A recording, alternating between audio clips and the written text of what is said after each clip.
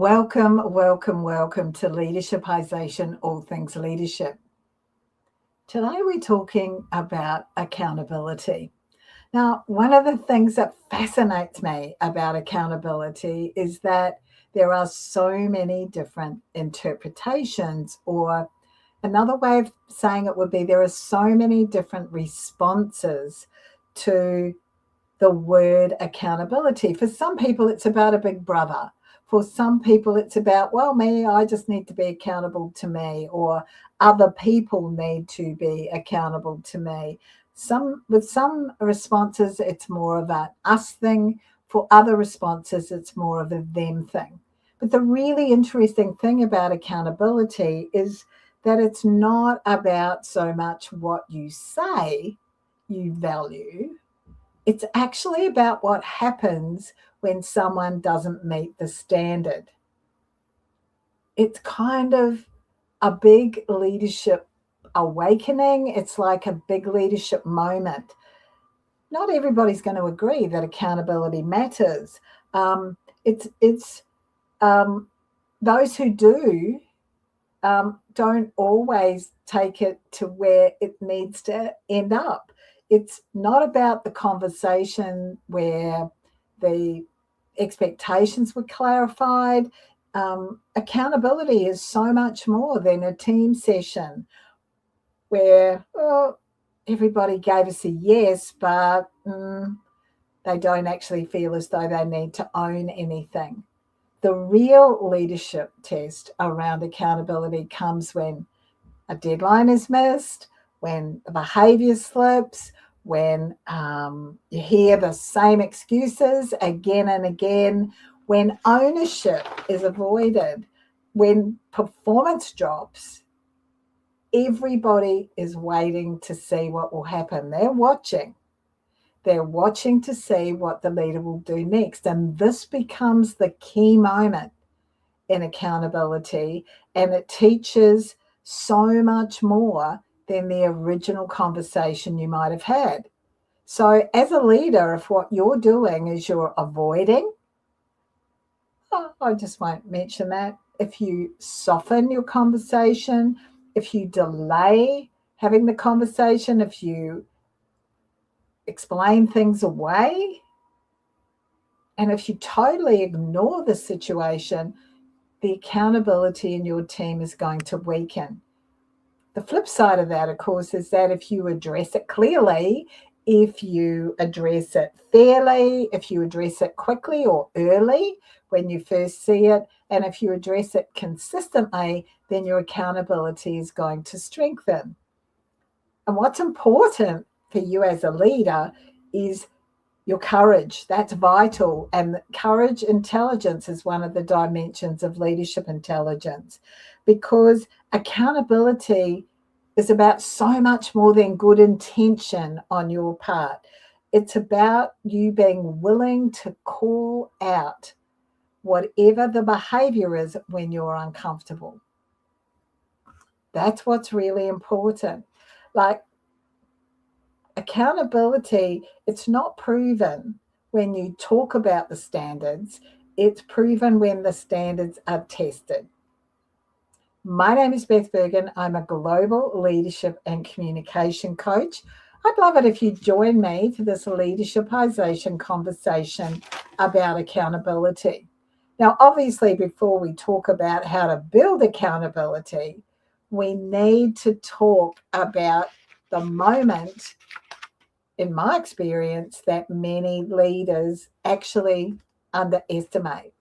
This is the moment that most leaders will underestimate, and that is the moment when the first standard is missed. So let's have a look at our first talking point for today. Accountability is built after the standards are missed, not before that. So what happens is that, the test happens when the standard is missed, not when you agree on the standard. So as I said before, your team is going to be watching what happens. Is there a slip? Is there a delay? What kind of excuses are there? What's being avoided? The team is watching. And basic behavioral psychology tells you that people learn from consequences and patterns, not only from those stated intentions. So when there are no consequences in people's brains, it's easier for them to repeat the missed standard. I'll say that again. When there are no consequences, it's easier for people to repeat the missed standards. Now, this obviously, if you're a parent, this has some reference. It can be attached back to parenting, not just working with your team. Yeah? Accountability. Your team is looking to you around accountability. Is it real? Or is it just you talking it up? Is it a bit of a slogan that you have right now? Accountability is built into the response. So your response to the accountability, to the standard, is vital. That's the first step. The second point I want to talk to is this. Avoidance on your part is the fastest way to weaken accountability. Now, I get it. A lot of leaders will delay due to some kind of discomfort. And what that actually does is it sends a message. When there's silence, that gives people permission to look at you and be thinking, what's going on? There's inconsistency here. Oh, they're giving us permission to lower the standard, and they're not serious about this. When there's avoidance, maybe you as the leader are feeling much more comfortable because you've avoided the tricky conversation. But yeah, your team clarity, your team understanding about what the standards are, that goes down. When you have your courage intelligence, this is all about your ability to act before the pattern becomes the norm. Every accountability conversation that you avoid equals lowered standards. Every accountability conversation you avoid equals lowered standards. So the third point to talk about today is this. Accountability requires fairness, not force. So you're the leader, and for some of the clients that I've worked with, they're going, oh, I don't want to hold people accountable. It makes me feel really mean. Like, you don't have to be harsh. You don't have to be mean. You don't have to be punitive or reactive. Strong accountability is built around clear, calm communication that is behavior-based. So the sorts of things to focus on is what was agreed, what has happened, what needs to change, and what happens next. Now, for what you can do is ask those kinds of questions. What's agreed, what's happened, what needs to change, what happens next. If you can ask those from a fair and consistent perspective, without a whole lot of emotion, with no blaming or whatever in it, then what will happen is that your authority will rise. Your authority as a leader will rise, because it's very unsafe for your team when the leader makes personal, emotional, or unpredictable responses or reactions to standards not being met. That isn't the way that accountability is built. It's not about making people feel small. It's actually about making the standard clear, and that becomes your responsibility as the leader. If it's clear, if you've given them that clarity, then it's easier to hold your team or individuals in your team accountable to that standard. Point 4 for today. Reset and repair matters as much as the consequences. Reset and repair matters as much as the consequences. Like when people make an error or a mistake or they miss a standard, it's really easy to focus only on this. With our children, often what you'll hear is notice what they're doing right rather than what they're doing wrong. So what we mean here is that in your leadership position, it's about focusing on repairing, ownership, and resetting. So this is it. This is you identifying what needs to be corrected, what needs to be owned by the person who hasn't met the standard, and what needs to be different next time. Now, what you see I'm doing here is building a performance maturity. You're building, hey, this is what needs to be corrected. I'm not going to get ripped over the coals. There's going to be a fair, calm, clear conversation about what's required. And that way, your team isn't going to be fearful about it. What needs correcting? What needs to be owned, and what needs to be different next time.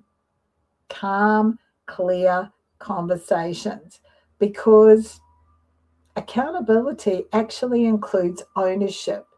And once people take ownership, it's easier for you to then shift it onto repairing, so the same mistake or the same low missing of the standard doesn't keep happening over and over.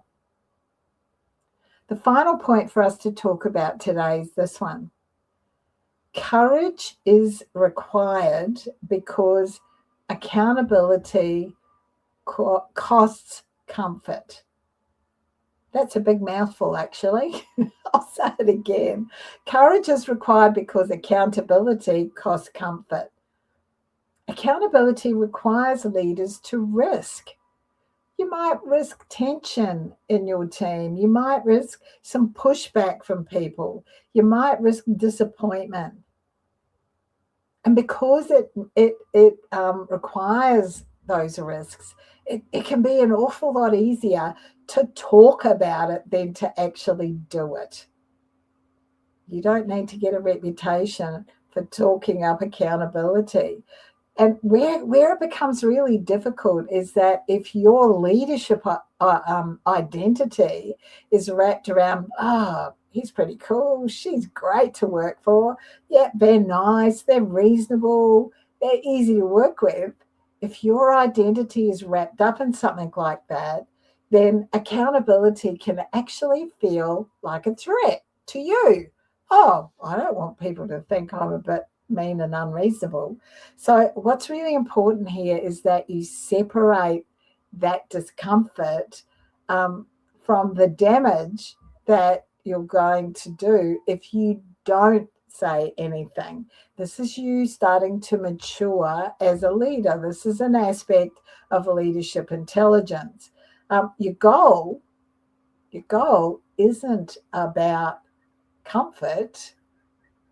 That's not what your goal is. Your goal is to maintain the standard. So it's vital that that's what you actually do. So, if accountability only happens when it feels easy, that's not accountability, that's convenience. And maybe that's not going to get you the end result that you want. So what I've got for you today, again, is a practical leadership intelligence tool. And if you're listening to this or watching this would be a great time for you to get a pen out, because there are there are 4 questions or 4 parts of the accountability response reset. And this is what you would use if someone has missed a commitment, if they've missed a standard, or they've missed an expectation. So what you're going to do is you're going to ask and address these 4 things. So the first one is, what was agreed? And this is you actually anchoring that original commitment into the original commitment, not into an emotion, right? because they might be feeling bad because they've missed it. You could be quite cranky because they've missed whatever it is. So come back to what was originally agreed with no emotion in there. The second thing is what happened. So what happened? This is where you name the gap clearly with a focus on behavior. Now, this isn't about coming up with some wonderful excuses. This is clean communication that doesn't have the emotions in them, but it names the behavior, and there's not like we're not putting 20 things in there. We're not looking for reasons or excuses. We're naming what the gap is quite clearly. That's the second one. The third thing is what needs to be repaired or reset. What needs to be repaired or reset. Now, this is important because it's a small but vitally important thing here. What we're doing is shifting any kind of blame across to ownership. And here what you're doing is checking with them. It's a question that you're going to ask them, and we'll see this when I give you an example in a moment. So what needs to be repaired or reset? And the fourth one is what will happen next time if this repeats? So this is about making the future standard clear so that it's not, oh, you're going to get away with this easily enough. No, it's actually talking about what's going to happen into the future. And this is again a question you're going to put to the person that you're speaking with or the team that you're speaking with. And then together you're going to work out what that might look like. So before I give you an example, I'll just run through those four things that you need to ask and address again. What was agreed? What happened? What needs to be repaired or reset? And what will happen next time if this repeats? Now, here's my example for you. We agreed on an update would be sent through by Thursday at 3 p.m. That's what was agreed. It didn't come through. That's what happened. That's the gap. Now, what you're then going to do is say, what happened? What needs to be reset? And what do we need to put in place so this doesn't become a pattern? What happened? What needs to be reset? And what do we need to put in place so this doesn't become a pattern? Excuse me. You're then able to address those things and have the conversation around it. But what's happened is that you've taken the emotion out of it, you've called the accountability, but it's calm, it's clear, it's clean language, and it's actionable. Yeah? I know that you'll find that a really beneficial approach to take when you're wanting to keep your teams accountable. Gives you a framework just to be working into. So our reflection question for today is this. Remember, what we do is we write it down, we think about it, we reflect on it, make some notes, go away, come back to it at a later stage just to see what's happening. Where am I talking about accountability more than I am practicing the courage required to hold it? So that's kind of a polite way of saying, where are you talking it up and not actually doing it? Where are you making a big fuss about accountability and standards and expectations and then letting everybody off the hook because you're not actually walking the talk? You're just talking it. That's not good for you. It's not good for your courage, intelligence. It's not good for your visibility. It's not good for your authority. Importantly, it's not good for your maturity as a leader. Okay, key takeaways today. Accountability is key. Accountability only actually walks into place after a standard is missed. And a reminder that your team is watching you the whole time. So whenever you avoid, ignore, make excuses for a conversation, you lower the standards. And if you keep on ignoring, working around, not calling people out, and the conversations don't happen, the standards will go further down. Courageous accountability, you actually holding your team and individuals in it accountable, it needs to be calm, it needs to be fair, it needs to be specific, and it needs some follow through. So what we know is that the sooner you do it, the sooner you hold people accountable or call them out on it, the better. So if you've got some patterns of poor accountability and they keep repeating in your team, it may not be due to them not understanding what's expected. It may be because they've already learned from your example what happens after the expectation hasn't been met. Now, this is uncomfortable for us to realize because we're talking the talk about accountability. We're not necessarily doing the things that are needed in order to embed accountability in our teams. So the teams don't just learn from your standards, they learn from your response. They learn from what happens when those standards are tested. And if you avoid conversations, if you delay the reset, if you soften the gap, if you absorb the consequences, if you ignore the behavior, what you're doing is teaching everyone that accountability is negotiable. Depends on how you're feeling, how the boss is feeling today. It's time for you to grow up as a leader. Not about being harder or more intense. It's about you actually being more courageous, more consistent, more willing to act early, and more willing to be uncomfortable. What we know is that growth is on the other side of our comfort zone. We've got to be uncomfortable to grow. So if you're noticing that there's a pattern of repeated accountability issues, use the QR code that's on the corner here, or use the link that will be on the platform that you're watching this on to book a conversation with me.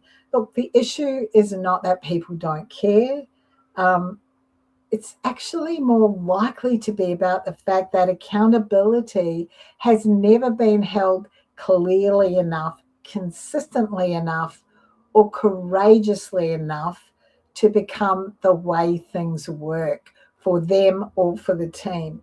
So, accountability is not built by what you say when things are going well. Accountability is built by what you do when things aren't going well. So thank you so much for joining us today. If you've got questions or comments, pop them on the platform that you are watching or listening to this on. If you're watching this as a podcast, please, just to help us out, get this out there, share it, like it, and subscribe. And that will just get us out there wider and wider. We would really appreciate that. Thank you so much. See you next week. Bye now.